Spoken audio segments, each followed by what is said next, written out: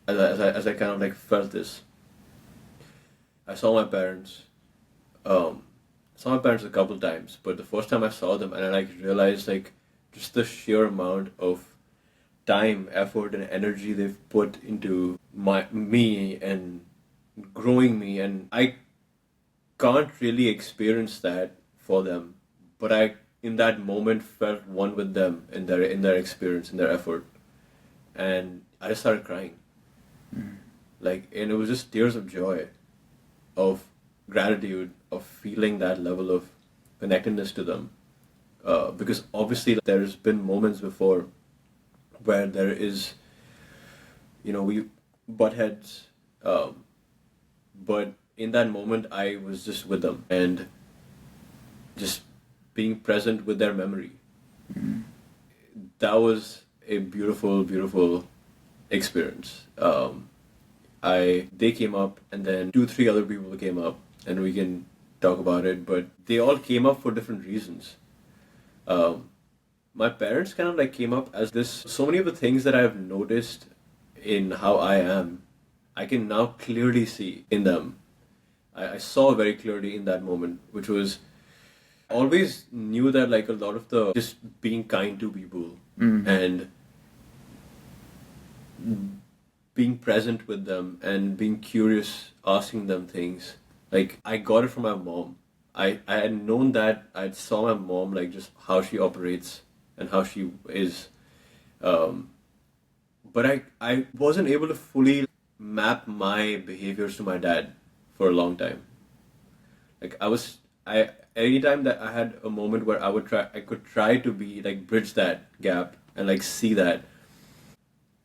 It was very hard because of the differences that kind of like come up before that. So like the differences that like that have become the focus, and in the moment I kind of like just moved away from the differences to the similarities, and I completely forgot about the differences. And the similarities that popped up is like his level of humor, like wanted to like just be able to make light of situations. The sheer optimism that he has about life, like that stuff is so part of my DNA, literally, that I just wasn't able to see that before in him, and I saw it in the friends that I have and how I attract those friends. But I see that it comes from my dad, a lot of those qualities of just pushing forward, like just like what it means to be a good man in those situations, and like taking care of the family. It was the time that I started really thinking about how can I be more, maybe not with my resources yet. I might not have the resources yet, but I do have some resources to give. And that is my time. I can give my time at any point to them. I can give my attention to them. Honestly, those are the two things that are like core of all this. Time and attention. Time and attention. Because you have whatever this time there is, we have with our people around us, and in that time that you're here, we're here. Am I just going somewhere else, or am I here? That is the only thing we have, honestly, right? Like, am I still not able to experience this moment for what it is? And in that situation, I kind of noticed, like when I was in this first night, the first thing that came up was that I have so much gratitude for my parents and for the different people, but the way that I can really give back is by really just giving my attention to the right things, and those right things came up. But attention is all we have. I heard Tony Robbins say this, and I love that. We don't experience life, we experience the life we focus on. And that in that moment, it kind of just connected with me, is that I can give so much. I have so much to give still, even if it's not directly in money right now, that I can contribute to the family. How can I like help my brother? How can I help my parents feel better about themselves? How can I contribute to their well-being? Can I help them get healthier in some ways? And all these things came up, and yeah, it was sheer gratitude for them, sheer gratitude for a few other people that really, honestly, just I didn't think about myself. Like the whole experience, I noticed that I did not at all think about myself. everything that I thought of was through people and what I associate with those people, and what did they like show me? What are the lessons they've shown me? And the way I made sense of that was like, hey, I can give my energy, I can be more present with them at all times. I can always show gratitude to them, and I can show up as a person that is reliable in terms of like be a sounding board for them at any point that they want in their lives. And from there, like this concept of joy came up. Like, Joy. yeah, it's like somewhere the word joy popped up, and I had noticed for the longest time I had been using the word enjoy. Like when I was meeting someone, we met and we were saying goodbye, I You wouldn't say do love goodbye. that word. Yeah. I wouldn't say goodbye, I would just say enjoy. In that moment, I just realized what it means to be enjoy. Like I thought of the word enjoy and I was like, wow, what a beautiful word, enjoy. It is joy in motion. Enjoying is the act of joy in motion. And I feel like joy is the smallest unit of happiness we give to things. An action that gives us joy. It gives us this feeling. And when you are enjoying, you are just stacking up joy across life. And so, right there, it was like, wow, I love this word even more. And I love what it embodies. And I want to embody enjoyment more. That's like the thing that I want to do. And now, how can I? And that's the question I literally asked myself, I remember, in the middle of this experience. And I kind of used the experience, I noticed, like, literally like a guide. Every time I would, like, be stuck at a point where, like, I've experienced this, but I don't really know what it means. I would just ask, so what from here? And I would just get this, like, next level. And then I was like, okay, but why this? What can I do here? And I would just, like, keep on moving to these, like, different places. And it kind of was like the questions were unlocking new things, and it was just opening up new things for me, which was very interesting. Joy was your guiding. But joy became my guiding principle, and but more than joy, because joy is a feeling. Joy is an output in some ways. What is the input? I was constantly asking myself, like, what will give me joy, right? That's the question that we all ask ourselves. In that moment, Did it become a feedback loop? yeah, Joy creates joy. well, it does. I mean, not in that moment for me, it didn't show up like that, but it definitely does. Curiosity showed up, and it was like, okay, curiosity gives me the most joy. I was just like, till the time I am curious and I'm following my curiosities, that pursuit of just following my curiosities is the most joyful thing I do. And that could be in a conversation where I'm literally following the conversation. As you're speaking, I am following my curiosity within that conversation and probe you to like go to another place. Like that gives me a lot of joy. As simple as it sounds, it's like literally that. Did you have to use the word probe? No, probe's great, dude. That's what- I love probes. I use probe for both. For the mind and for the As anus. many applications as it fits. Yeah, dude. It's a Swiss knife. Curiosity through joy. Joy through, is it curiosity through joy or joy through curiosity? Definitely fucked that up. It is joy through curiosity. It is joy through curiosity, which is what came up. And yeah, like that became the, how can I just embody that? And I noticed that the more I embody that, the more I am able to share that with others too. So I've witnessed you embody that for about as long as I've known you. But dude, I never like, I guess what this experience really did was it like put structure or a story around why I do what I do. Like it like really gave me the connecting, as you said, like the cause and effect. It showed me the cause and effect of my decisions and my actions and why I am the way I am. It like put more structure to that, which was what I wanted as well, I guess. That's very valuable. I wrote down here, family is the beginning, home is the heart, And then I wrote, lessons are written in people's words and faces. Wait, say that last one again. Lessons are written in people's words and faces. Go on. I'm curious. Where'd that come from? Dude, we say so much from just the sheer act of choosing what we say and how we say it. It embodies our entire communication.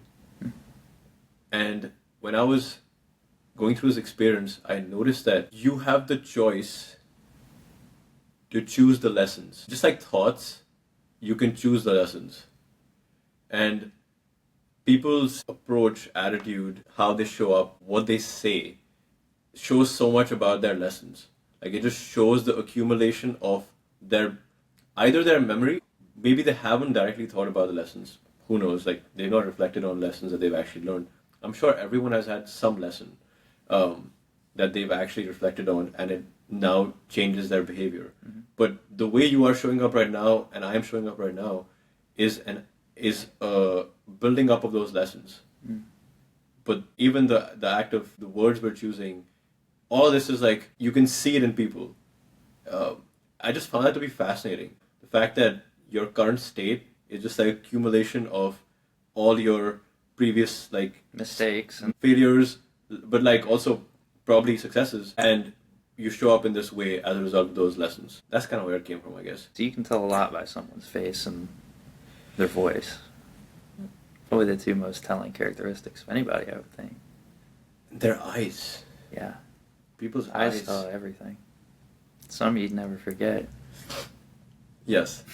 We're not cutting this out.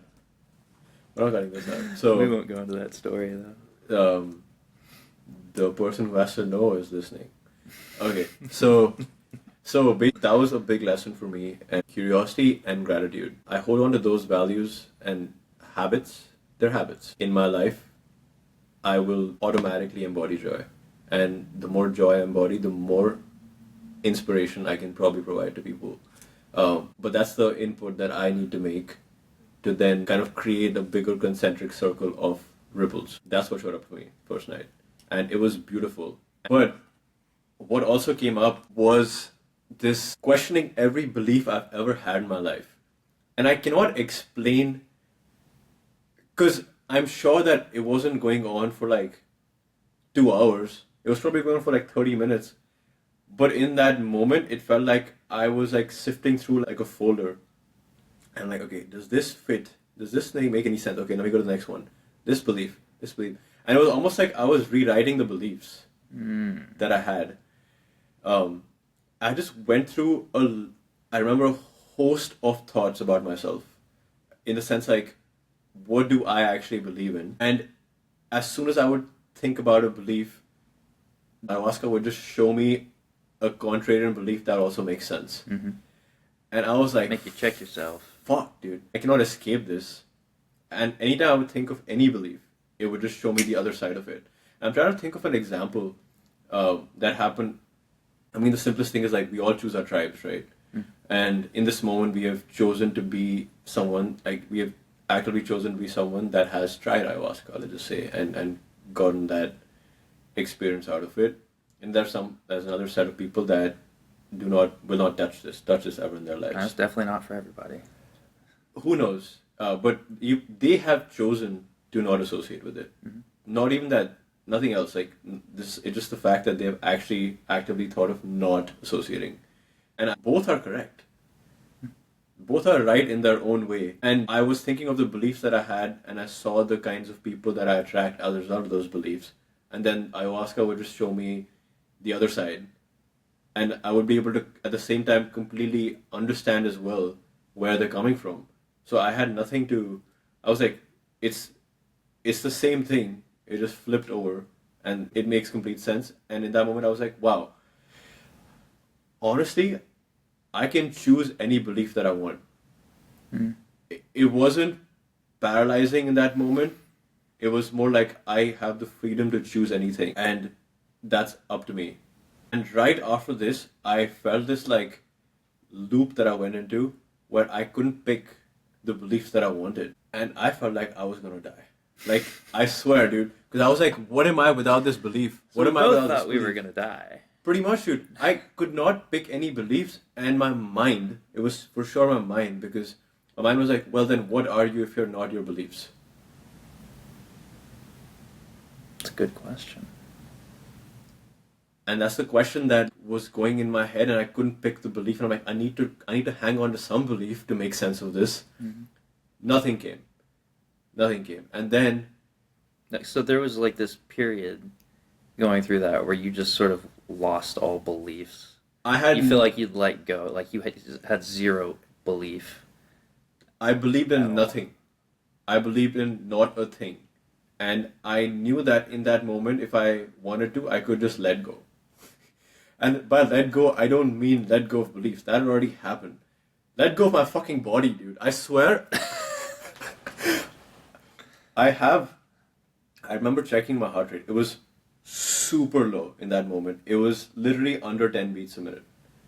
Your heart rate? My heart rate in that time was less than 10 beats a minute. Remember the feeling of, I have also, the only choice that I have now to make, I don't have any beliefs that I need to, I don't have to have any beliefs. The only choice I need to make is, do I want to live or not?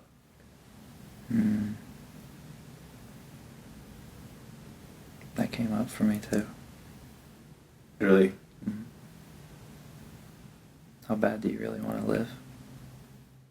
Exactly. That question. How What- bad do you really want to live? More so, what is it keeping you alive? Wow. What is it in your life right now that would you say is the reason for your life? What are you really living for? And that, I think anybody to ask that question, like in a very raw, will inevitably, if you have an answer, inevitably just flood your life with gratitude. Once you ask, what is it keeping you alive right now? And you remember, and you accept it, you love it that much harder. You love whoever it is, whatever it is, that much more. I would say. I could not agree more. In that moment, felt that that is all we have. That is the only decision we make every day. And that's why I believe in Brian Johnson, now don't die. Actually, I did think a lot about his whole thing because of that. Because it just naturally came up. Actually live, and what does that mean for me to actually live? Mm-hmm. Or just not care and die. And die meaning die. Like, it sounds like, as words, it sounds very whatever, but at that moment I was sure I can choose either. And you'd be fine with either choice. Well, that was the question, right? Like, would I be fine with either choice? And that's when anything that mattered to me came up. My parents came up. The world came up, honestly. Like, this weird sense of unity with everyone came up. Mm-hmm. The feeling of just love, as much love as possible towards others and all stuff, right? And also what came up was a duty to be more involved in the world and not be a person that is just on the sidelines watching everything kind of go by. Being involved in creating this world, and as much time and energy put into being involved, being present, being active, attentive, like all those things came up right after that, and that's when I felt like I could breathe again. And that's what gives me life, is like doing those things. It gives me more life. And man, what a night for me. I had so much gratitude. I did not puke at all. I was there. We all got buckets, right? And we were gonna purging, as it's called. I heard horrific purges, man. some horrific purges, and distracting or part of the sound, you can say, part of the music, because there was this, man, the music is its own thing, right? The music helped so much. They were incredible. And I never talked about the second message, so I said, like, one of the people that I messaged said, hey, just like, don't have any expectation. The second person said, anytime you feel like you can't, breathe. And in that moment as well, when I felt like I could just let go, the only thing that we have is your breath. That was it. I was like, till the time I have this, you can make anything out of this world. And you can create whatever you want and be involved. There is no involvement if you're not alive. You always got a chance so long as you're breathing. Exactly. Immense gratitude. Immense gratitude. Went to sleep, and the next morning, yeah, I see you, but I also see this. Yeah. There was this bookshelf in the cabin that we were sleeping in, and the first book that called to me the next morning was this one. It's called The Best Quotes from Reality Transurfing by Vadim Zealand. Russian guy. First thing I did was open a random page, and it opened to the question that became my intention for the next day, which is, you remember the question? I don't. What would turn my life into one continuous celebration? And that was your guiding question for the second night? Yeah, that was it. And because then you're only thinking about good things, I would think. yeah, it went from the joy to how can I stack joy. And I even wrote at some point, I guess, that existence is joy, but also my existence requires me to build as much curiosity about the world, I've noticed. And so just what can I do to create it into one big flow of joy, flow state? Like, how can I create my life into more of a flow state became my intention for the second day. All that to say that you were still questioning a lot of things. Let's go into that. And we're pretty close to the second experience because the second day was very different for you. Can you just talk about what happened post that and then what made you decide what you decided? Before I do, Yeah. can we take a quick break so I can go pee? Yes. I have to pee so bad. Go ahead. I think this is a good halfway point.